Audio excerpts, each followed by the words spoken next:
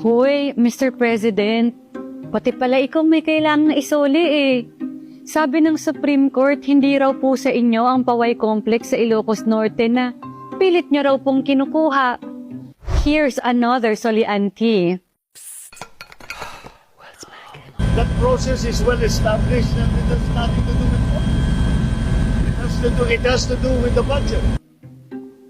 That's President Ferdinand Marcos Jr. saying na walang halong politika ang pagpapasole ng confidential funds kay VP Sara.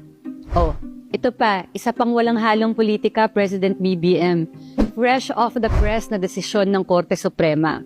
Hindi raw po pag-aari ng pamilya ninyo ang 500,000 square meters Paway Complex sa Ilocos Norte. Yung Malacanang of the North, hindi rin daw po sa inyo yun. Ganito kasi yung nangyari dyan.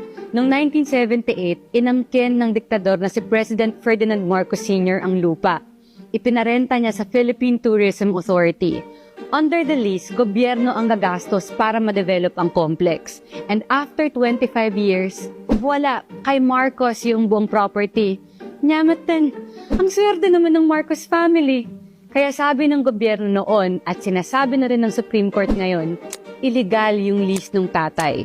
Simula 2005 pa lang, sinusubukan na ni BBM, yes, si BBM as the executor of the Marcos Estate, nakunan yung property para mabigay sa pamilya niya.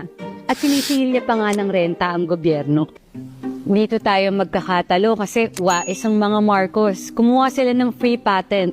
Si Senator Amy Marcos at ang mga anak niya ang toka dito. Kapag yung lupa kasi ay technically in the public domain at ikaw yung gumastos para mag-maintain nito, pwede mo silang ikuha ng free patent, basta hindi sila sakop ng protected area. At yun yung ginawa ng kapatid at mga pamangkin ni BBM. Kinuha nila ng free patent ang 58 out of the 150 parcels of land sa complex na yun. Ang nagbigay ng free patent, the local DENR office in Ilocos Norte, home turf ng mga Marcos. Sabi ng Supreme Court, pwede pa rin bawiin yung mga lupa. Yung pinapatent kasi matagal nang deklaradong parte ng National Park. At paano mga Marcos yung gumastos doon? PTA and later TIEZA yung gumastos sa complex na yun. Government agencies yun ha. Yung mga travel tax na binabayaran nyo tuwing nag-a-abroad kayo.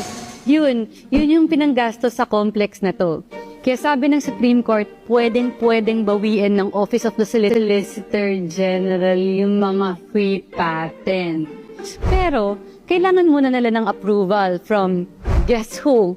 The President, si BBM din. Sinong Solgen mo? Sorry? Solicitor General. Sa? Solgen. OSG. Which one? Solicitor General, sir. Social welfare. Ha?